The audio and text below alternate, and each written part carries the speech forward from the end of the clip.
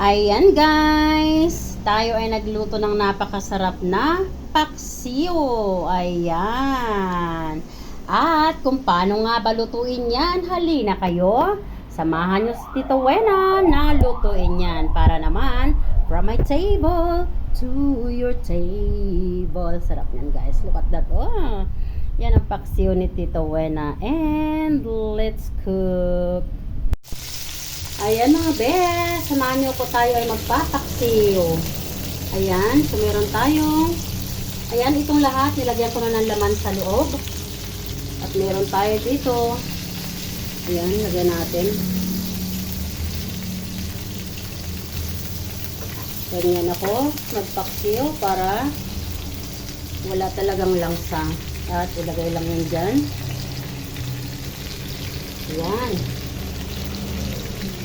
And then, pagkalagay natin ng mga pritong ingredients sa loob. At nga pala, yung mga ingredients na yun ay luya, bawang sibuyas, at ito naman ay kamatis.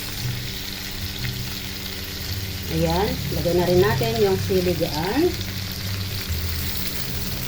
And then, maglagay na tayo ng paminta. Kayo na lang ang mag-adjust kung gaano karami yung paminta na gusto nyo.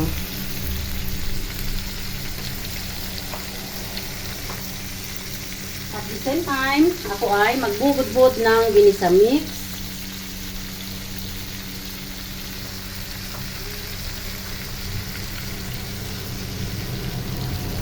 Lalagay na nga rin ako ng suka dyan. Tutuluan ko nga yung mga ulo ng isda, ng suka, para talagang walang langsa. Ayan.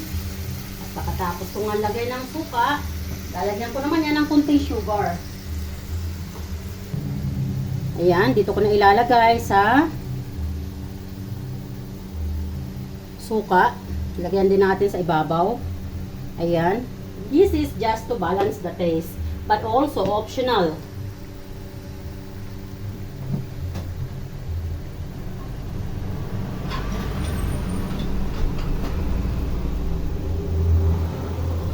Ayan, at pagkatapos nga natin na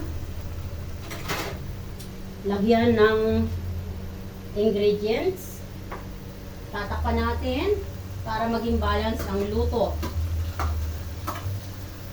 So, dahil yung takip ko dyan sa kawali na yan ay hindi ka-size, kaya tatakpan ko siya ng takip ng kasirola. It's okay as much as mag-fit siya.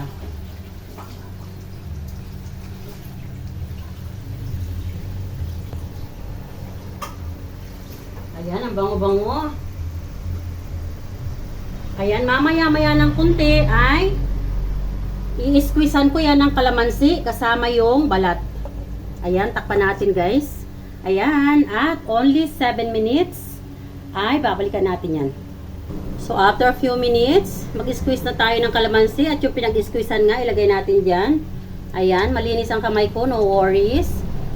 Ayan, medyo may stain lang yung aking kuko dahil alam mo na, ang mami masipag. Yung pinag-squeezean natin, ilagay natin dyan. Pampadagdag yan ng sarap. Yung iba, kung magtatanong hindi ba mapait, hindi yan papait. Makakadagdag yan ng sarap. Lagi ko po yung ginagawa. Ayan. Lagay din natin doon sa kabila para kabilaan. Ayan. At pagka-squeeze nga natin ng kalamansi, ay balik na natin sa takip. Ayan. Takpan na ulit natin. Diyan.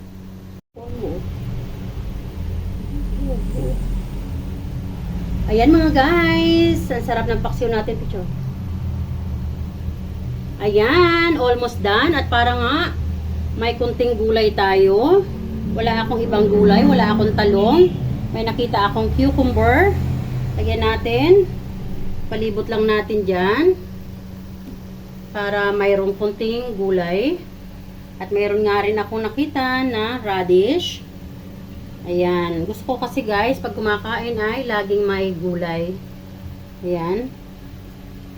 Ayan. Sarap ng ating paksiw. Look at that. Ganyan din ba kayo magpaksiw? Ayan.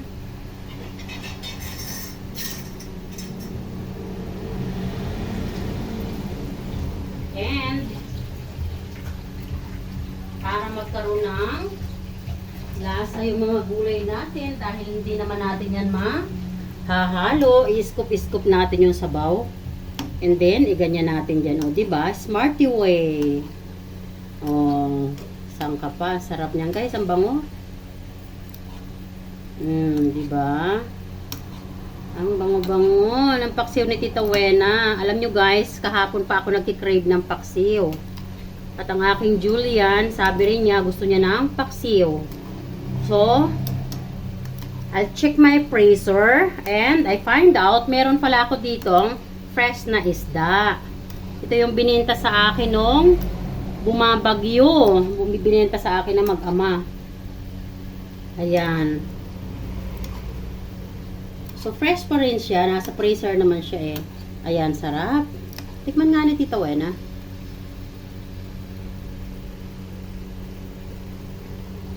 Grabe yung sarap guys, promise. Guys, gawin niyo yung pamamaraan na to sa pagpapaksiw. I'm telling you guys, you will fall in love. And your family will love it too. Ayan, lagyan natin ng sauce, yung ilalim ng mga isda. Ayan, para magsok yung lasa dun sa loob.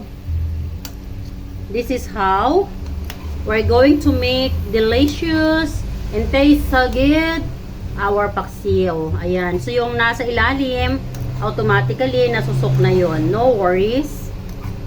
Ayan. Ayan. Pwede na nating i-off yan, guys. Para meron tayong kunting sauce.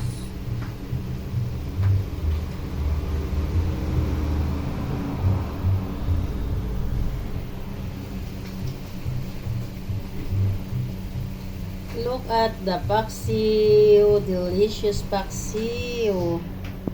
Wow. Sarap. Ayan.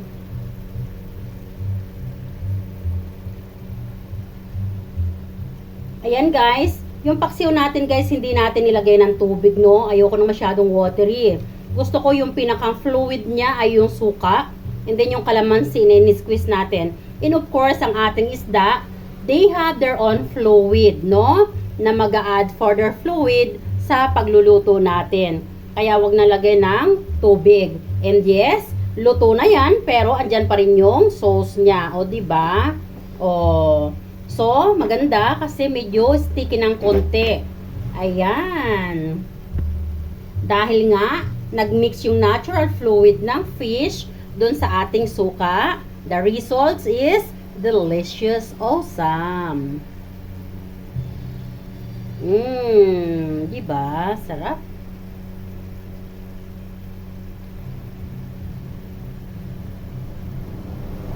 Ayan. Pwede na natin yang ahunin.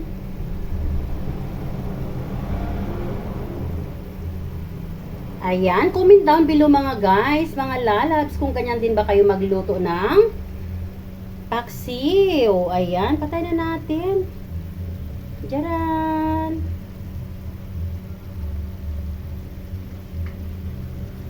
Para hindi maiga. Sarap, di ba? Wow, yummy, delicious. Talagang only rice ka, pag ganito, kasarap ang ulam mo. Delicious. Wow. Halika, mag-plating na tayo. Tayo ay kakain na. May electric pan.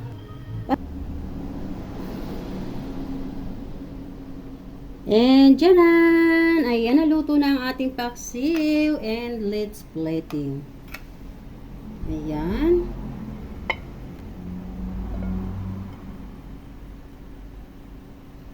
Be careful, Tita Wena, para hindi ma-deform ang iyong pretty face. Ang pretty fish. O, diba? Saan ka pa? Yung fish, naging face na. Sarap. Pag ganito, kasarap ang inyong fish. Alam nyo guys, yung mga fishermen, no? Yung mga family na nagpi-fishing. Napakalaki nila kasi laging fresh ang ulam nila. Ayan, sarap. Look at that. Ganyan kasarap ang ating paksiw. Ayan guys. O, diba? Delicious. So, ayan. Ayan, sarap ng paksiw natin. Wow.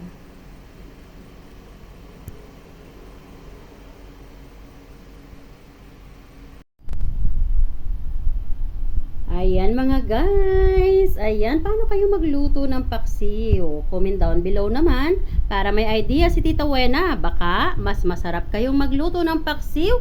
So, para naman magaya ko rin yung idea nyo. At ang idea ko nga sa pagpapaksiw ay ganito. Pero ito ay isa lang sa mga idea ko ng pagpapaksiw.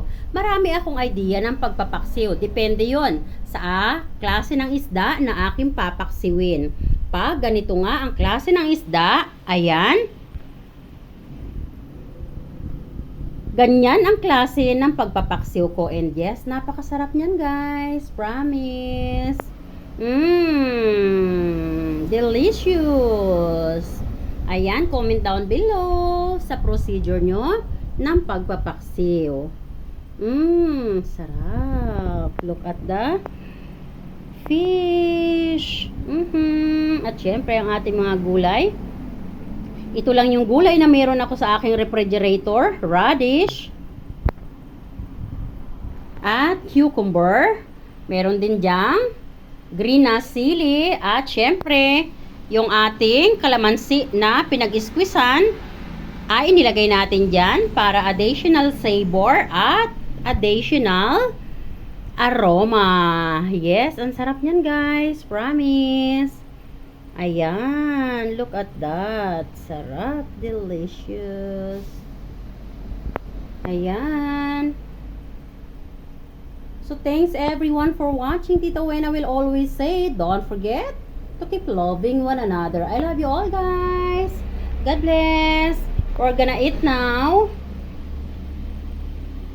Ayan, ang sarap. I'm gonna show you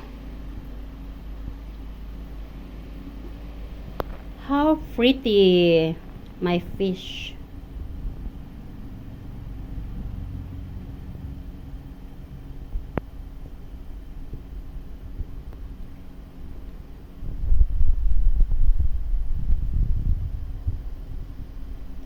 So, ayan. So, before I end my video, I have to take a photo kasi I'm a content creator.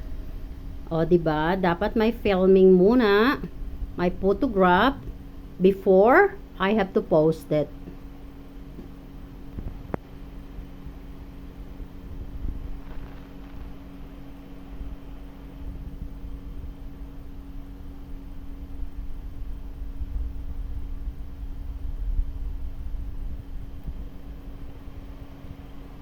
Ayan, nakumpleto ko na ang aking pang YouTube.